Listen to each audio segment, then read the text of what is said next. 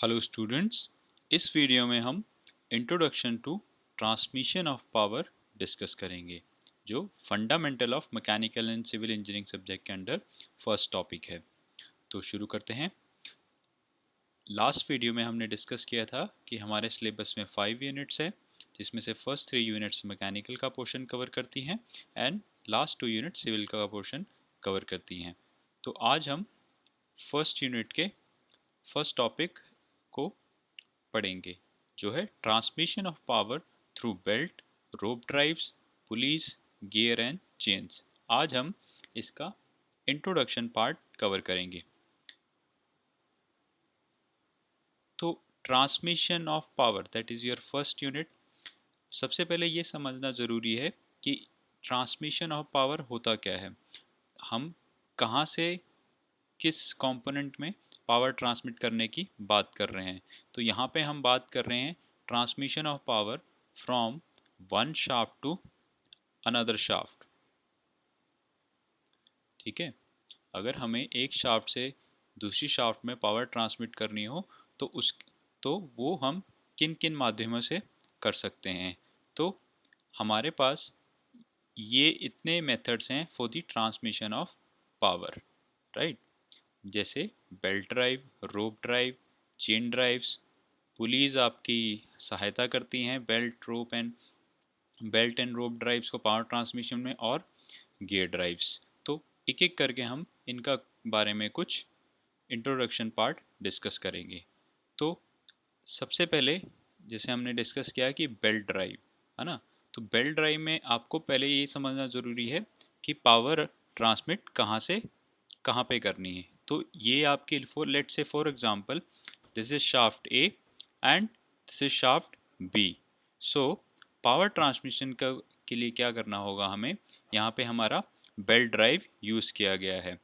जिस जिस आपकी पुली से पावर ट्रांसमिट हो रही है उसे हम कहते हैं ड्राइवर, एंड जिस पुली को या शाफ्ट को आपकी पावर ट्रांसमिट हो रही है उसे कहेंगे ड्रिवन, यानी इसके द्वारा इस पुली में या इस शाफ्ट में पावर ट्रांसमिट की जा रही है।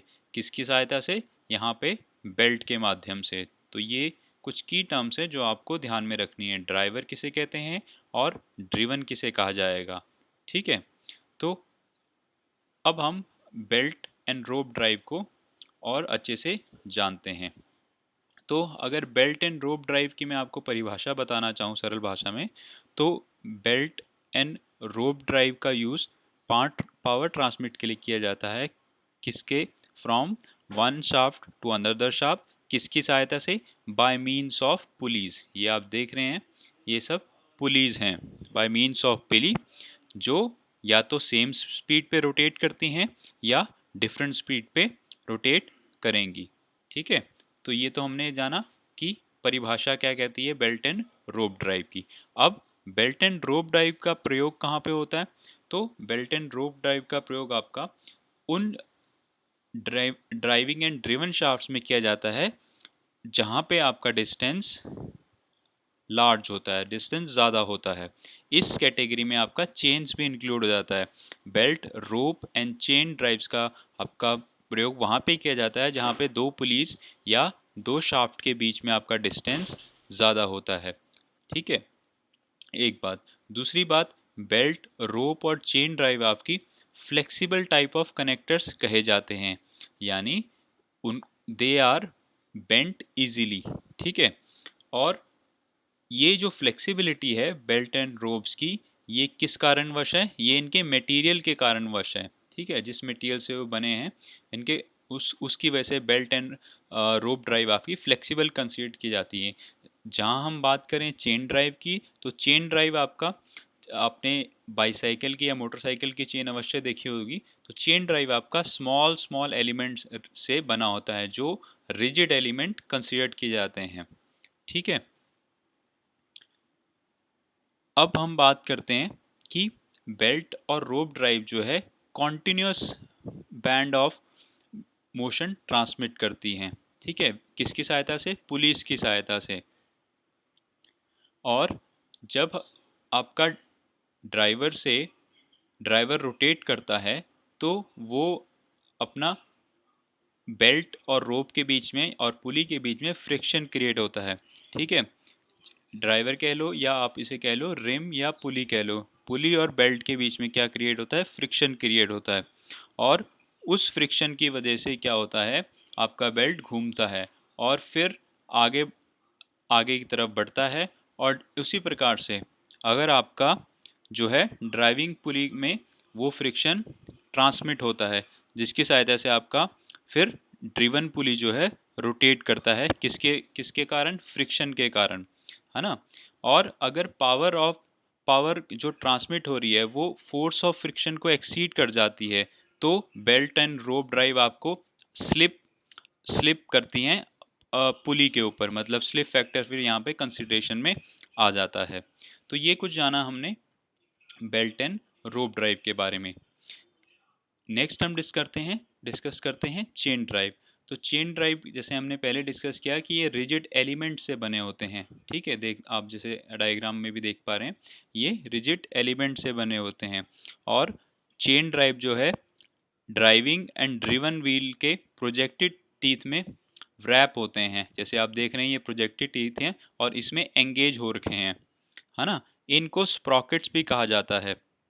और जो प्रोजेक्टेड टीथ हैं वो फिट होते हैं suitable recesses in the link of the chain. अगर हम बात करें वेलोसिटी की, तो अगर हम कंपेयर करें बेल्ट एंड रोप ड्राइव को चेन ड्राइव से in the matter of velocity ratio, तो पहले हम वेलोसिटी रेशियो जान लेते हैं कि वेलोसिटी रेशियो क्या होता है। वेलोसिटी रेशियो उसे कहते हैं जहां आपका velocity of driving upon driven driven pulley का वेलोसिटी निकाला जाता है। तो अगर वेलोसिटी रेशियो आपसे पूछा जाए तो क्या होगा, it is the ratio of velocity of driving upon upon velocity of driven pulley. ठीक है,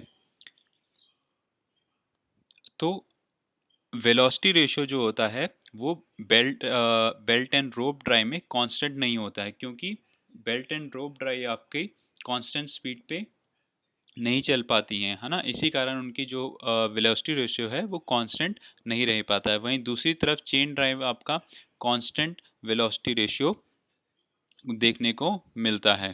ठीक है, और बट चेन ड्राइव की अगर हम डिसएडवांटेज यहाँ पे थोड़ी सी डिस्कस करें तो चेन ड्राइव आपकी हैवी होती है बेल्ट एंड रोप ड्राइव से।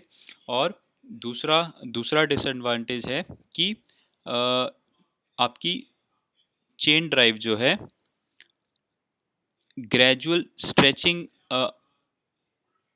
का आभास करती है। ग्रेजुअल स्ट्रेचिंग का क्या अर्थ है, जैसे आपने कई बार सामान्य भाषा में सुना होगा कि आपकी चेन ढीली हो गई, तो चेन ढीली होने का अर्थ है कि वो ग्रेजुअल स्ट्रेचिंग आभास करती है और आपको फिर एक या दो लिंक उसमें से हटाना पड़ता है ना। स्ट्रेचिंग हो जाती है, एक या दो लिंक हटाना पड़ता है। तो ये कुछ डिसएडवांटेज है चेन ड्राइव का। लास्ट में डिस्कस करते हैं हम गियर ड्राइव का इंट्रोडक्टरी पार्ट। तो गियर ड्राइव भी आपका कांस्टेंट वेलोसिटी रेशियो आपका कांस्टेंट वेलोसिटी रेशियो पे पावर ट्रांसमिट करती हैं, है ना। और गियर ड्राइव जैसे हमने डिस्कस किया था, belt rope and chain drive आपका उन शाफ्ट्स में यूज़ किया जाता है पावर ट्रांसमिशन के लिए जहां दोनों शाफ्ट की एक्सिस के बीच में डिस्टेंस ज़्यादा हो। जबकि आप यहां देख पा रहे हैं कि गियर ड्राइव उन शाफ्ट्स के लिए यूज़ किया जाता है जहां डिस्टेंस आपका कम हो। तो ये मेन डिफरेंस आप याद रखिएगा। जैसा और गियर आपके सर्कुलर इन शेप होते हैं और गियर हमेशा पेयर में यूज़ होते हैं। ठीक है, और अगर आपके गियर्स जो है ये जैसे इस डायग्राम में दिखाया गया बाहर की तरफ है तो उन्हें एक्सटर्नल गियर कहा जाता है। अगर गियर्स आपके अंदर की तरफ हैं तो उन्हें इंटरनल गियर्स कहा जाएगा। और यूजली जो आपकी पावर ट्रांसमिट होती है, जैसे कि आप देख पा रहे हैं इस शाफ्ट में पावर ट्रांसमिट हो रही है, तो आइडेंटिकल पेयर्स का हम यूज़ करते हैं। तो इस वीडियो में हमने डिस्कस किया introductory part about the belt and rope drive, chain drive and gear drive. तो आज के लिए इतना ही। धन्यवाद।